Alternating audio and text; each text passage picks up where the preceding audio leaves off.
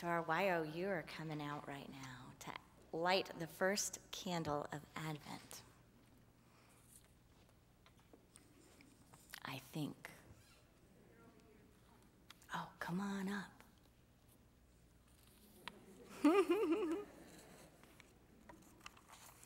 So this first candle of Advent represents faith. Faith is a little bit beyond hope, because we could think of hope as a vision or a dream not committed to. But faith is hope with understanding of divine law. So we light this candle in honor of faith. Thank you. And so it is. So what is faith? Have faith in what? Where is it? Where do we find it? How do we activate it? What do we do with it? Faith is something that we activate and use. Why? Because it is the beginning of all things. Faith is, in fact, the beginning of all things. Charles Fillmore said that faith is the perceiving power of the mind linked with the ability to shape substance. It is pressing forth ideas, life, from the invisible into the visible, and co-creating from that space. I was just recently at a Catholic church because I had a Sunday morning, and so I went to Catholic church with family, and there was something different in what was repeated. There was a prayer that I knew as part of this, piece that we recite that always said from the unseen to the seen, and the seen and the unseen, right? And all of a sudden it was shifted, and I was jumbled as I was saying it, and it said from the invisible to the visible, visible to the invisible. And I thought, interesting shift, because sometimes we think that we hear things so many times, we actually suspend our thinking.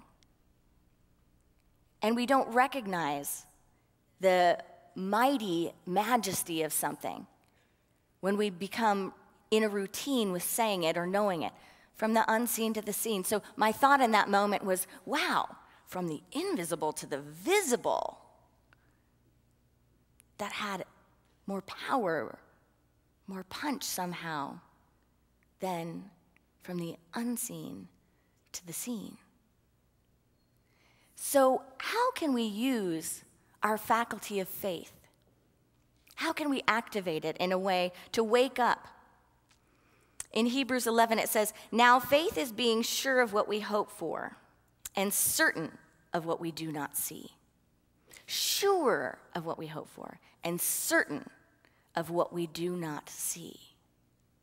Are we ready to embrace a spiritual walk and a path where we are certain of that, even which we do not see with our eyes? By faith, it says we understand that the universe was formed at God's command, so that what is seen was not made out of what was visible. It goes on in this passage to talk about the faith demonstrated by Abel, Noah, Abraham, Jacob, Joseph, Moses. It doesn't say you and me, but it is, isn't it? You and me, demonstrating this faith. It goes on at the end of the passage to say, these were all commended for their faith, yet none of them received what they had promised. God had planned something better for us, so that only together with us would they be made perfect. That's the idea of faith. But having faith in what? Having faith in what? In unity, we say God is love. So having faith in love puts that power into action. In 1 Corinthians, we know this verse where it says, if I speak in the tongues of men and angels, but I have not love, I am only a resounding gong or a clanging cymbal. If I have the gift of prophecy and can fathom all mysteries and all knowledge, and if I have a faith that can move mountains, but have not love, I am nothing.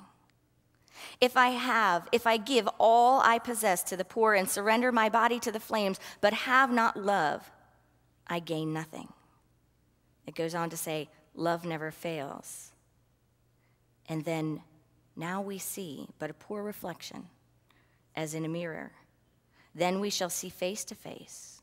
Now I know in part, then I shall know fully, even as I am fully known. That's guidance, drawing us to the idea that faith in love is one of the most powerful activities we can co-create in and participate with. Where do we demonstrate this? Where do we see it? How do we do it? We go to 1 Corinthians. There are different kinds of gifts, but the same Spirit. There are different kinds of service, but the same Lord. There are different kinds of workings, but the same God works in all men. Now to each one the manifestation of Spirit is given for the common good. To one there is given through the Spirit the message of wisdom, and another the message of knowledge by the means of the same Spirit, and to another faith by the same Spirit, and another the gift of healing by that Spirit, and another miraculous powers, to another prophecy, to another distinguishing between spirits, to another speaking in different kinds of tongues, and to still another the interpretation of tongues. All of these works of one and the same Spirit, and he gives them to each one just as he determines. What do all of these works have in common on this plane of bringing from the invisible to the visible? They're faith-filled activities that share and spread love. So what gives us faith? Take a moment just to think for yourself. What gives you faith? What brings you faith? What strengthens your faith in the invisible and the process of drawing forth from the invisible to the visible? I know for me, one of the things is quantum physics. Whenever I hear science demonstrating the principles, I just go, wow. And all of a sudden, what may have been sleepy in me, what may have become routine, like the seen and the unseen, the heard and the spoken, year after year, day after day, minute after minute, becomes invigorating and revitalizing and empowering all over again. So what brings you faith? What brings the world faith? There's a book that was recently shared with me. It's called Born for Love: Why Empathy is Essential and Endangered. Now, I've just started this book, but it's pretty powerful even in the beginning. It starts with a couple of quotes before the book even begins. One is this: we are all born for love.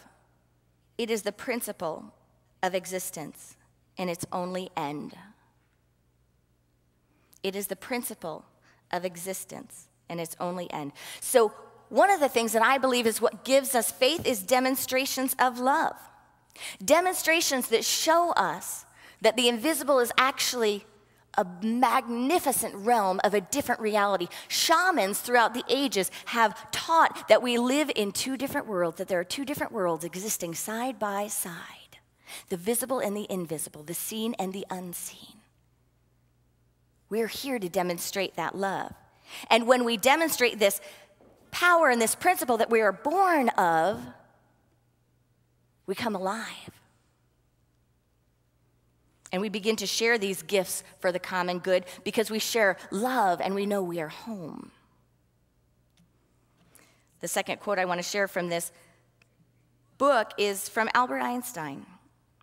A human being is part of a whole, but he experiences himself, his thoughts and feelings, as something separated from the rest. This delusion is a kind of prison for us, restricting us to our personal desires. Have you ever heard something that's so beautiful right there? Restricting us to our personal desires.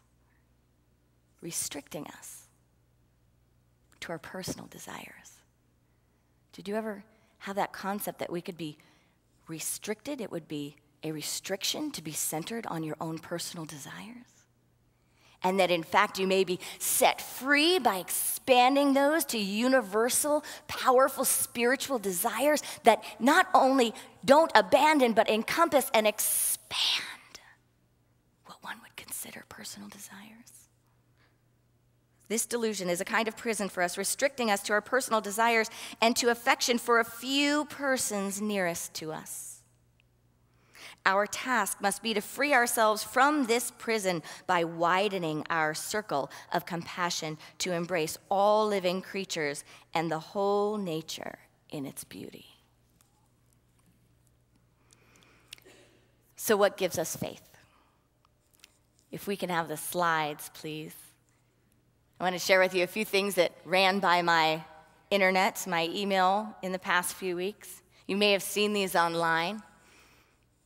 Random acts of kindness can bring forth the experience of renewed faith. Let's take a look. You probably can't read this, so I'll read it to you. Someone once bought our dinner when we were young parents. It made quite a mark on us. The foundation of this gesture was good parenting. Keep up the good work. Time goes by so fast. And it says on the bottom, my wife and 1-year-old daughter and I went out to dinner, and this is what it said on our check. I can hardly read that without crying.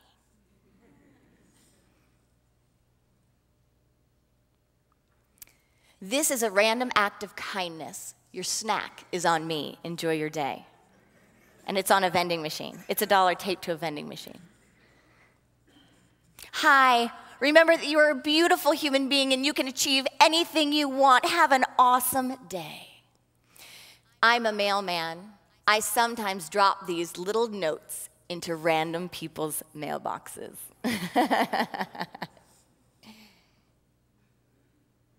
Notice of violation is the ticket. I hope this can help ease your day and ticket. Sorry I didn't have enough to cover all of it. Have a great day. Just a fellow student. I think we have one more, 2 more.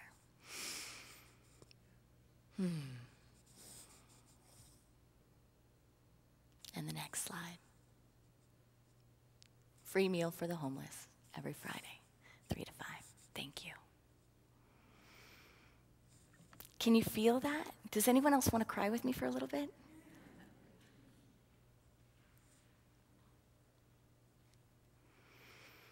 This is the season of renewed faith, faith in love.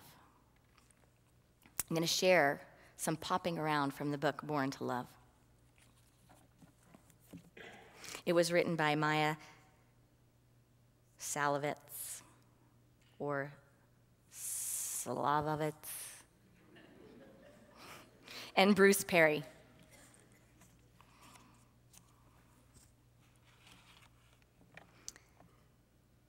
The resulting ability to read other people's intentions and care about their plight, to empathize, helped us become one of the most successful species on Earth.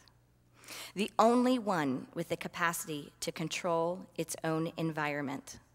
Humankind would not have endured and cannot continue without the capacity to form rewarding, nurturing, and enduring relationships. We survive because we can love.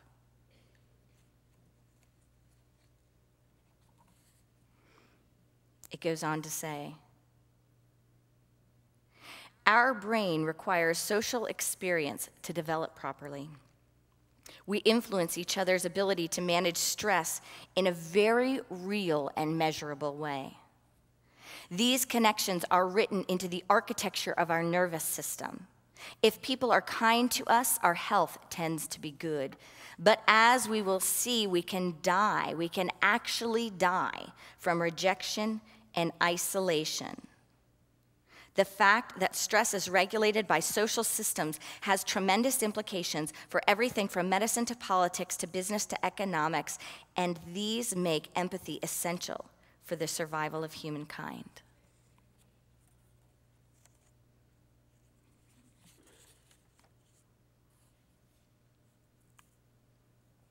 The cells essentially copy the pattern of activity. So, for example, if you see someone smile, your mirror neurons respond. Mirror neurons, what she's talking about, fire when you do something. But more importantly, they also fire in a less intense fashion when you see someone else do that same thing, just like we saw above. Neurons were firing. She says, so for example, if you see someone smile, your mirror neurons respond.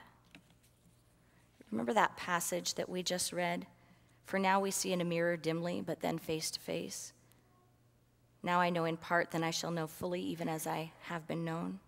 She goes on to say, these cells essentially copy the pattern of activity you would experience if you were smiling, but without fully completing the muscle movement.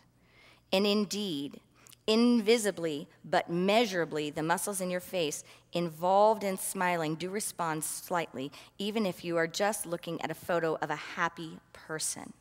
These neurons show you what it is like to experience what others do. Similarly, if you see someone cry, your mirror neurons respond as well. This allows us to feel one another's joy and pain. Quite literally, brain scans show that when people see others in pain, some of the same regions of the brain light up as when they experience pain themselves. Good reason not to watch scary movies. And not to scare you all, but there is this scary mask right in the back of the sanctuary right there. Got your back. See, she thought it was only going to be for me, but I just got her back. If you can't see online, we have an extension of Halloween right in the back with a mask on. And the last piece I want to share. Sages, religious leaders, and philosophers have, of course, long known that consideration of others is a cornerstone of morality. She goes on to talk about the golden rule and moral teachings. From the biblical quotes of love thy neighbor as thyself to the Taoist, regard your neighbor's gain as your gain and your neighbor's loss as your own loss, to the Islamic. None of you truly believes until he wishes for his brother what he wishes for himself. The Talmudic, what is hateful to you, do not to your fellow man. This is the law. All the rest is commentary.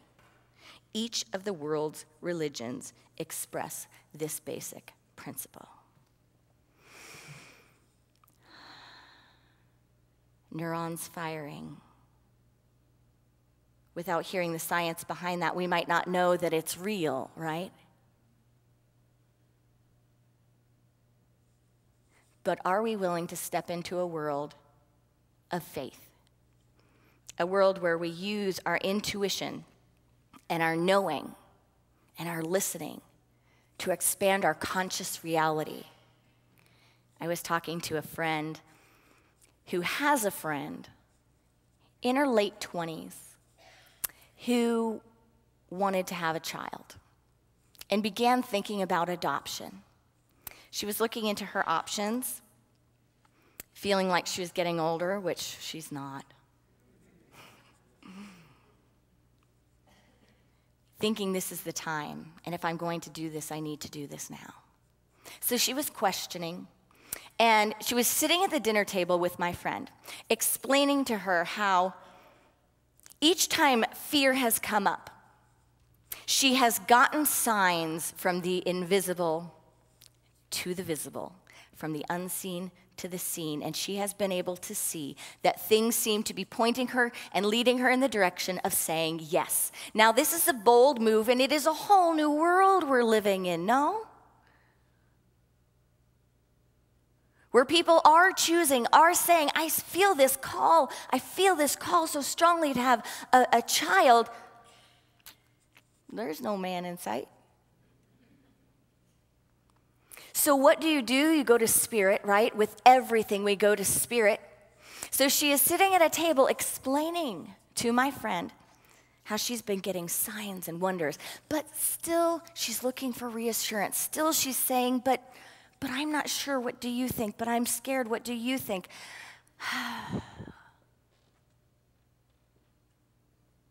There was a computer on the table. And you know how you can program computers so they say a word of the day? The dictionary word of the day. And all of a sudden it pops up while they're talking.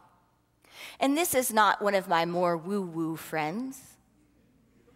This is my pretty scientific, awesome friend. All of a sudden on the screen pops up the word adoption. Now, if you read it in a forward on an email, you might not think it's true, but it's coming from me, and I promise it's true. Right as they were sitting there presencing it together, the word came up, adoption. Faith. Faith. Moving things from the unseen to the seen. Do you believe that something can come out of nothing? There's a story about a young woman and her family. A young woman brings home her fiancé to meet her parents. After dinner, her mother tells her father to find out about the young man. The father invites the fiancé to his study for a drink. "So what are your plans?" the father asks the young man. "I am a Torah scholar," he replies. "A Torah scholar. The father says. "Admirable. But what will you do to provide a nice house for my daughter to live in as she is accustomed to?" "I will study," the young man replies, "and God will provide for us." "And how will you buy her a beautiful engagement ring such as she deserves?" asked the father. "I will concentrate on my studies," the young man replied. "God will provide for us." "And children?" asks the father. "How will you support children?" "Don't worry, sir. God will provide," replies the fiancé, who is a rabbinical student. The conversation proceeded like this, and each time the father questions, the young idealist insists God will provide. Later, the mother asks, "How did it go, honey?" The father answers, "He has no job and no plans, but the good news is he thinks I'm God."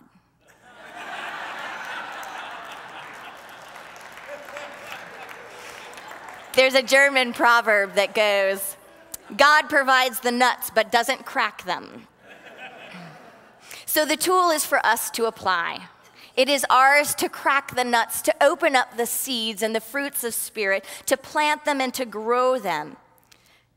It's ours to open our hearts, to open our minds, and to pay attention. Life is happening within us, among us, and all around us in wondrous ways. Don't miss it. Don't minimize it. Don't normalize it. Don't anesthetize the mind so it doesn't feel it anymore. This is the season to wake up and come alive. Practice the unfathomable. Audaciously apply your faith. Spirit has an answer to everything, speaking in and through everything all the time. I love, in my new membership class, I give out this little handy little chart, and I posted it for you on our website in the Sunday corner on the ministers page. But it says this, for everything it says, limited thoughts, wisdom revealed, and then if you love scripture, it has scripture verses to go along with it. So it says, if you say it's impossible, Spirit says all things are possible. If you say I'm too tired, Spirit says I will give you rest. If you say nobody really loves me, Spirit is I love you. If you say I can't go on, my grace is sufficient. I can't figure things out, I will direct your steps. I can't do it, you can do all things. I am not able, you are able. I can't forgive, I forgive. I can't manage, I will supply all your needs. I am afraid, I have not given a spirit of fear. I feel alone. I will never leave you or forsake you.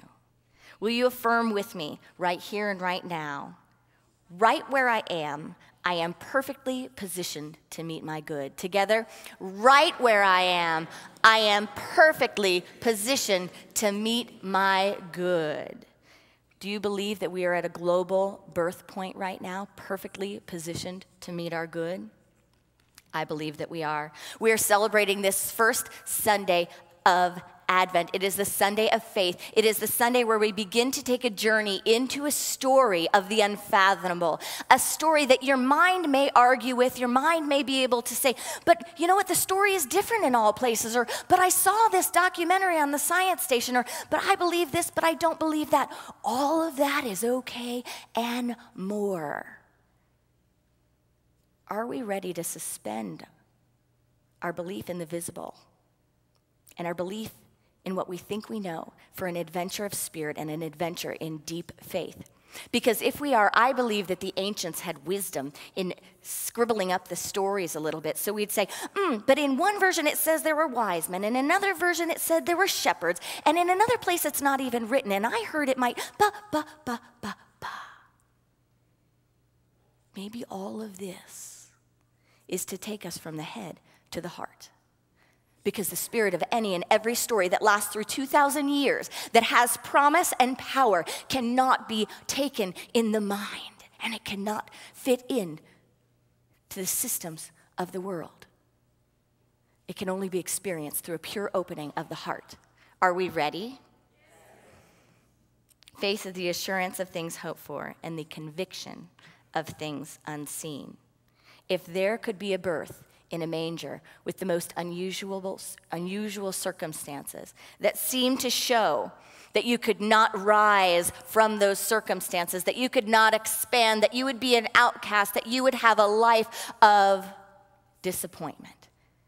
And that life can be transformed from a manger to a master teacher. There is a great lesson in the understanding of the law, and that where the law is applied, there is a birth of the Christ presence and the birth of the Christ Spirit. And it is under no constrictions of the world. It has no restraints. In fact, it will take everything. It will bring an aching body into perfect health, inadequate education to prosperous living, lack to abundance, disorder to order. You name it. If there is a limitation, it will remove it. Because it is by the Spirit, and through the act of faith.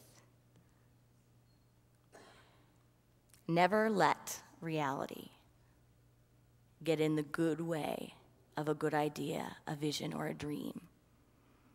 Never let what is visible get in the way of the magnificence of the invisible. That's the power of love. Namaste.